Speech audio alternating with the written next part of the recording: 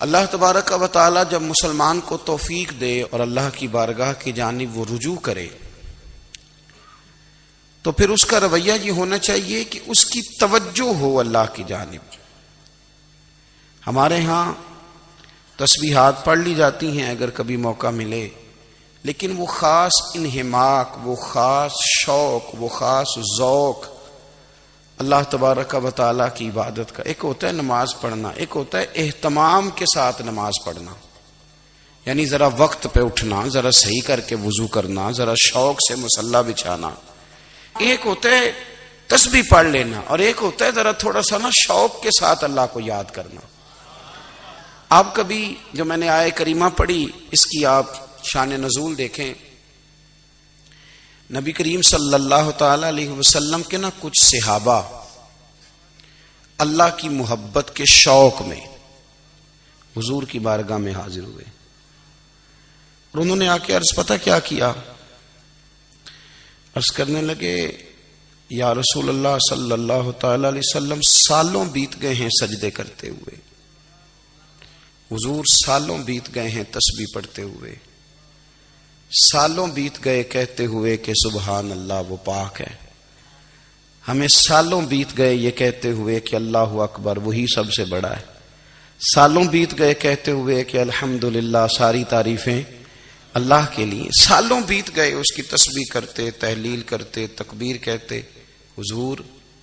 اب نہ ہمارا اپنے رب سے ملنے کو جی چاہتا ہے،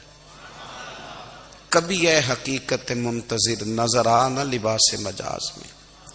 لاکھوں سجدے تڑپ رہے ہیں میری جبین نیاز میں۔ اور اقبال کہنے لگے کہ تیرے عشق کی انتہا چاہتا ہوں، تو میری سادگی دیکھ کیا چاہتا ہوں، میرا ذرا سا تو دل ہے مگر شوق اتنا، میں وہی لن ترانی سنا چاہتا ہوں۔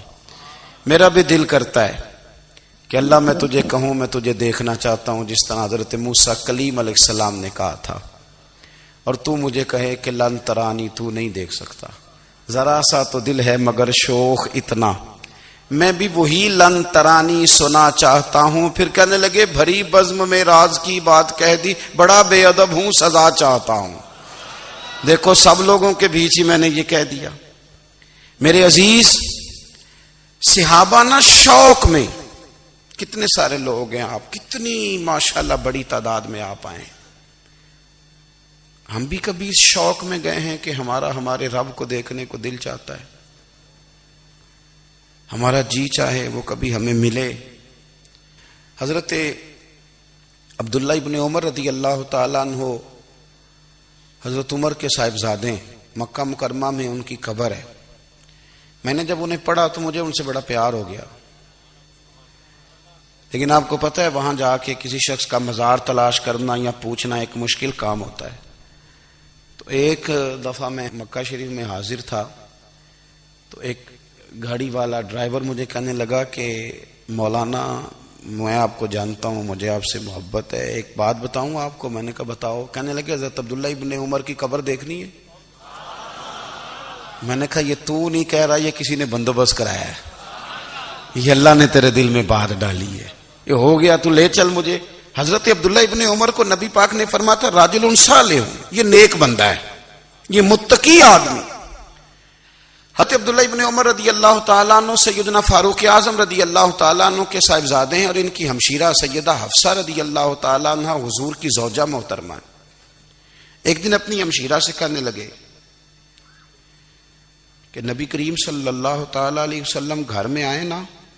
اور اگر حضور غم امت میں پریشان نہ ہوں، طبیعت کو حشاش بشاش دیکھو تو ذرا پوچھنا تو صحیح حضور کا میرے بارے میں کیا خیال ہے، پوچھنا تو صحیح کہ کریم کی بارگاہ میں میرا کیا مقام ہے، میرے بارے میں حضور کیا فرماتے ہیں۔ اب بہن کو کام بتائے اور بتائے بھی بھائی، اور پھر بہن وہ کام نہ کرے، یہ تاریخ میں ہوتا نہیں۔ حضرت عمر فاروق رضی اللہ تعالیٰ عنہ کی صاحبزادی ام المومنین رضی اللہ تعالیٰ عنہ فرماتی ہیں کہ میں تو بس منتظر تھی، انہوں نے تو کہا تھا نا کہ اگر تم حشاش بشاش دیکھو تو بات کرنا، لیکن حضور تشریف لائے، میری باری تھی، میرے گھر تشریف لائے، کھانا پیش کیا تو فوراً میں نے عرض کی حضور ایک بات پوچھنی تھی۔ تو حضور نے فرمایا پوچھئے۔ میں نے عرض کی حضور میرے بھائی عبداللہ ابن عمر کے بارے میں آپ کا کیا خیال ہے؟ نوجوانوں میری بات پہ غور کرنا،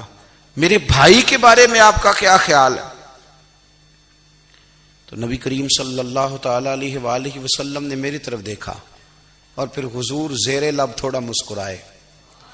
اور بریلی کے امام کہتے ہیں کہ حضور مسکرا دیتے تھے نا تو جو بڑا دکھی ہوتا تھا وہ بھی ہنس پڑتا تھا۔ اب سوال پیدا ہوتا تھا کہ پھر تو اس مسکراہٹ کے لیے انتظار کرنا پڑتا ہوگا کئی مہینے کہ حضور مسکرائیں تو رونے والے ہنسیں، تو اعلیٰ حضرت فرماتے نہیں، انتظار نہیں کرنا پڑتا، یہ مسکراتے رہنا تو حضور کی عادت ہے۔ جس کی تسکین سے روتے ہوئے ہنس پڑے اس تبسم کی عادت پہ لاکھوں سلام، یعنی یہ تو عادت ہے حضور کی مسکراتے رہنا، اس کے لیے انتظار نہیں کرنا پڑتا۔ بھائیو آپ خیال رکھیں گے، غور کریں گے، حضرت عبداللہ ابن عمر رضی اللہ تعالیٰ عنہ کے بارے میں پوچھا تو سیدہ فرماتی ہیں کہ نبی کریم صلی اللہ تعالیٰ علیہ وسلم نہ زیر لب مسکرائے اور فرمایا حفصہ تیرا بھائی ہے تو اچھا، لیکن میں نے سنا ہے کہ عشاء کی نماز پڑھتا ہے تو فجر تک سویا ہی رہتا ہے۔ او نوجوانوں، 10 بجے تک سونے کی بات نہیں ہوئی، 9 بجے تک سونے کی بات نہیں ہوئی، 11 بجے اٹھنے کی بات نہیں۔ حضور فرمانے لگے میں نے سنا ہے کہ عشاء کی نماز پڑھ کے سو جاتا ہے اور فجر تک سویا ہی رہتا ہے، اسے چاہیے کہ تہجد کے وقت اٹھا کرے، اللہ کی بارگاہ میں حاضر ہوا کرے، آہوزاری کرے، سجدے کرے، عبادت کرے، اٹھتا ہے اور فجر میں جا کے اٹھتا ہے۔ حضرت جناب حفصہ رضی اللہ تعالیٰ عنہ کہتی ہے میں نے جناب عبداللہ ابن عمر کو پیغام دیا اور میں نے کہا میرے جوان بھائی سن، نبی پاک نے فرمایا ہے تو اچھا پر تہجد میں نہیں اٹھتا، نفل نہیں پڑھتا۔ او میری ملت کے جوانوں، مزہ نہیں آ جاتا جب ساری دنیا سوئی ہو، ساری دنیا، اور بستر بھی گرم ہو اور نیند بھی پورا غلبہ کر رہی ہو، اور اچانک گھنٹی بجے دماغ میں، آنکھ کھلے، گھڑی پہ نظر پڑے، 3:30 4 بجے کا پیغام گھڑی بتائے، اور کوئی چڑھتی جوانی والا اٹھ کے وضو کرے، اور جب وہ مصلی کھول کے بچھائے تو مدینے والے محبوب کہتے ہیں کہ ہر نماز پہ رب ثواب دیتا ہے،